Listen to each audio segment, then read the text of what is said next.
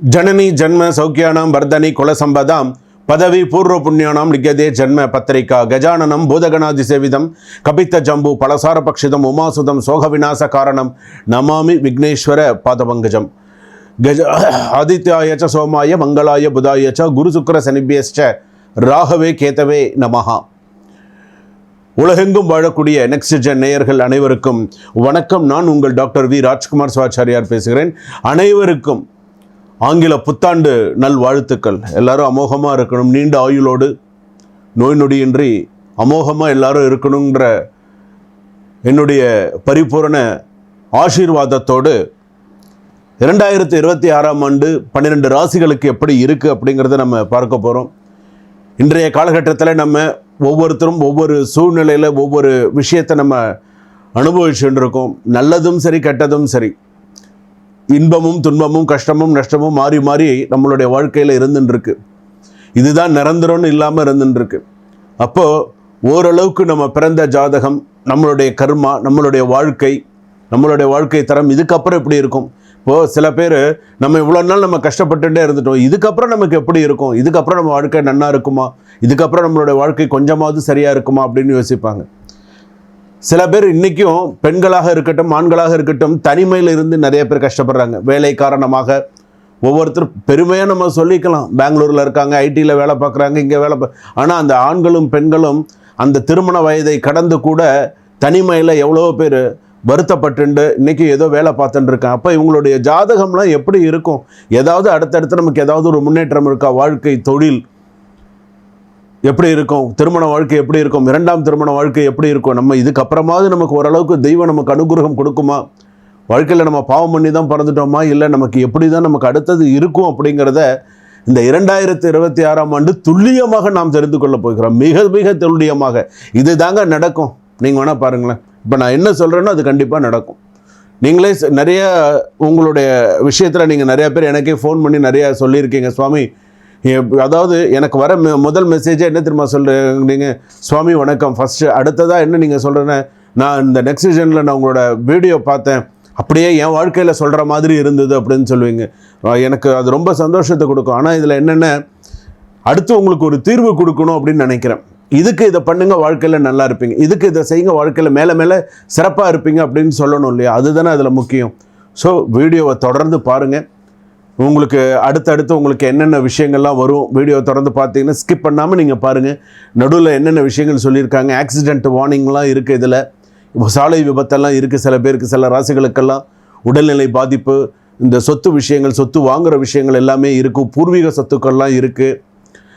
So நீங்கள் கடைசி வரைக்கும் நீங்கள் பார்த்தீங்க அப்படின்னு சொன்னால் நீங்கள் உங்களுடைய ராசிப்படி என்ன அப்படிங்கிறத தெரிஞ்சுக்கலாம். வாங்க வீடியோக்குள்ளே போகலாம். மீனராசி நேயர்களே, உங்களுக்கு எப்படி இருக்குது? பொதுவாகவே 2025 செப்டம்பர், அக்டோபர், நவம்பர், டிசம்பர் செலவு மேலே செலவு, பிரச்சனை, வேலை செய்கிற இடத்துல பிரச்சனை, மாறலாமா, ப்ரெஷர், ஒர்க்கு ப்ரெஷர் அதிகம். அதாவது ஒரு சில விஷயங்கள் முடிவெடுக்க முடியாமல் திணறுவது, இந்த மாதிரிலாம் இருந்தது. சரி, 2026 சார் 2026 அப்படின்னு எடுத்துக்கும்போது வாக்கிய பஞ்சாங்கப்படி சனி பயிற்சி வேறு வருது, 2வது ஜென்ம சனியாக வேறு வருது. உங்கள் ஜாதகம் சாதகமாக இருந்தால் நிறைய நல்ல மாற்றங்கள்லாம் உண்டு.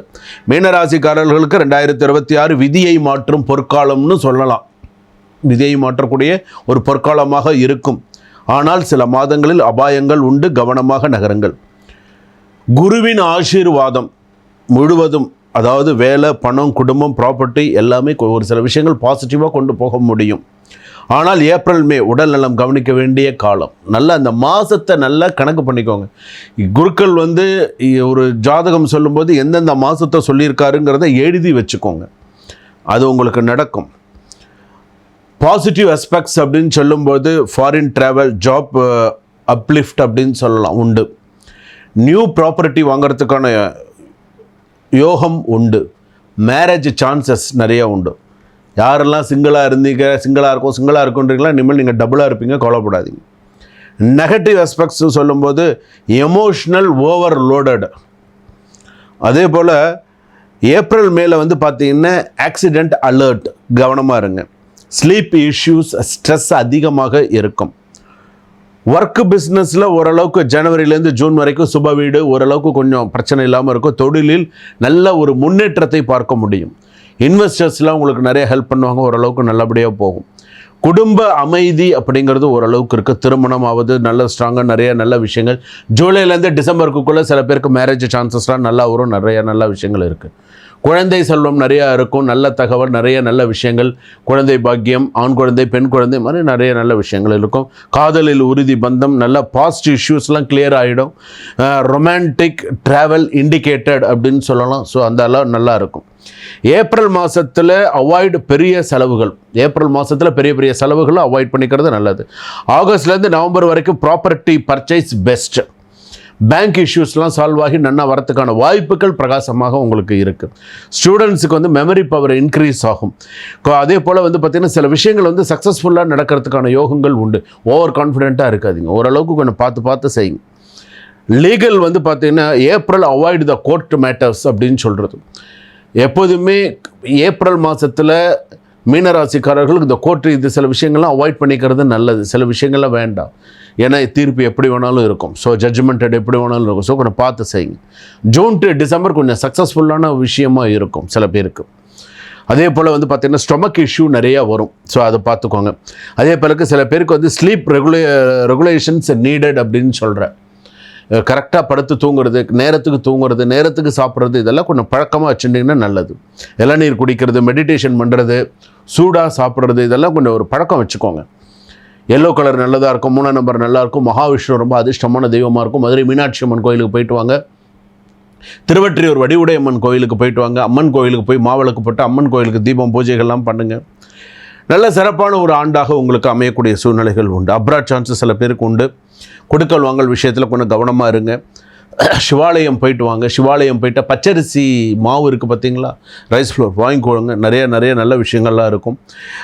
அதே போல் அப்பா அம்மாவுக்கு மெடிக்கல் செக்கப்ஸ்க்கெல்லாம் கொஞ்சம் பார்த்து செய்யுங்க. அதெல்லாம் கொஞ்சம் செய்ய வேண்டிய சூழ்நிலைகள் இருக்குது. ஷேர் மார்க்கெட்டில் அனுபவம் இருந்தால் செய்யுங்க, இல்லைன்னா செய்யாதீங்க. எப்போவுமே ஒரு அனுபவம் இருக்கணும். சொத்து வழக்கு தீர்ப்புகள், பங்காளி சண்டை, தேவையில்லாத சில சண்டை பிரச்சனைகள்லாம் உருவாக்குவாங்க. நல்லா இருக்கக்கூடிய கணவன் மனைவி குடும்பத்தில் சில பிளவுகளை ஏற்படுத்தணும்னு சில பேர் பண்ணுவோம். அதுக்கெல்லாம் கணவன் மனைவி சான்சஸ் கொடுக்கக்கூடாது. ஸோ கவனமாக இருக்கணும். 2ஆம் திருமணம் கண்டிப்பாக நடக்கும். 2ஆம் திருமணம் யாரெல்லாம் எதிர்நோக்கி இருக்கீங்களோ 2026 கண்டிப்பாக 2வது திருமணம் சிறப்பாக அமையும். ஏதோ முதல் திருமணம் அது எல்லாருக்குமே உள்ளது தான். இது வந்து சில பேர் என்ன தான் சில பேர் பார்த்து முதல் கல்யாணம் பண்ணி இருந்தால் கூட சில பேருக்கு வந்து அது ஒத்து போகாமல் இருக்கும். சில பேருக்கு அந்த 2வது திருமணம் அப்படிங்கிறது சில பேருக்கு ஒத்து போகும். அதனால் இந்த 2வது திருமணம் அப்படிங்கிறது நிறைய வாய்ப்புகள் நிறையா வரும். அது வரும்போது நல்ல விதமாக பயன்படுத்தி வாழ்க்கையை மேலும் மேலும் சிறப்பாக வழிநடத்துமாறு கேட்டுக்கிறேன். சரிங்களா? உங்களுக்கு அமோகமாக இருக்குது. வாழ்க வளமுடன். இதுவரையில் நாம் பார்த்தது ஆங்கில புத்தாண்டு 2026ஆம் ஆண்டு 12 ராசிகளுக்கு எப்படி இருக்கும், என்னென்ன விஷயங்கள்லாம் நடந்தது, ப்ளஸ் மைனஸ் எல்லாமே நான் உங்களுக்கு சொல்லியிருக்கேன். பரிகாரம் வரையில் உங்களுக்கு சில விஷயங்கள்லாம் சொல்லியிருக்கேன். இது எல்லாமே பொது பலன்கள். இது எல்லாமே இப்போ நான் பார்த்து சொன்னது எல்லாமே பொது பலன்கள். இதை பொது பலன்களே பாதி பேருக்கு நிறையா அப்படியே சூட் ஆகிற மாதிரி இருந்திருக்கும். சில பேருக்கு சாமி நீங்கள் எனக்கு சொன்ன மாதிரி இருக்குது அப்படின்ற மாதிரி இருக்கும். உங்களுடைய சுய ஜாதகத்தை அனுப்பி கொடுத்து, உங்களுடைய சுய ஜாதகம்னு நீங்கள் பிறந்த ஜாதகத்தை, ஜனன ஜாதகத்தை, ஜாதகம் இல்லையா name, date of birth, time, place of birth அனுப்பி கொடுத்து கீழே டிஸ்கிரிப்ஷனில் நம்பர் கொடுத்துருப்பாங்க 9884530146. இந்த நம்பருக்கு அனுப்பி கொடுத்து வாட்ஸ்அப்பில் ஒரு டைம் ஃபிக்ஸ் பண்ணிட்டு, சுவாமி நான் இந்த டைமில் நான் ஜாதகம் பார்க்குறேன், எனக்கு இந்த டைம் எனக்கு வசதியாக இருக்கும். எல்லாருமே வேலைன்னு இருப்பீங்க, அதனால் ஒன்றும் சொல்ல முடியாது. அதனால் நான் இந்த நேரத்தில் ஃப்ரீயாக இருக்கேன், ஓய்வாக இருக்கேன், நான் உங்ககிட்ட வீடியோ காலில் பேசணும் சுவாமின்னு சொல்லி வீடியோ காலில் நீங்கள் என்கிட்ட பேசுனீங்கன்னு உங்கள் ஜாதகத்திற்கான சுய ஜாதகத்திற்கான தீர்வு கிடைத்து அதற்கு நீங்கள் என்ன செய்யணும் அப்படிங்கிறத நீங்கள் தெரிஞ்சுக்கலாம். சுபம். வாழ்க வளமுடன், வளர்க ஞானத்துடன்.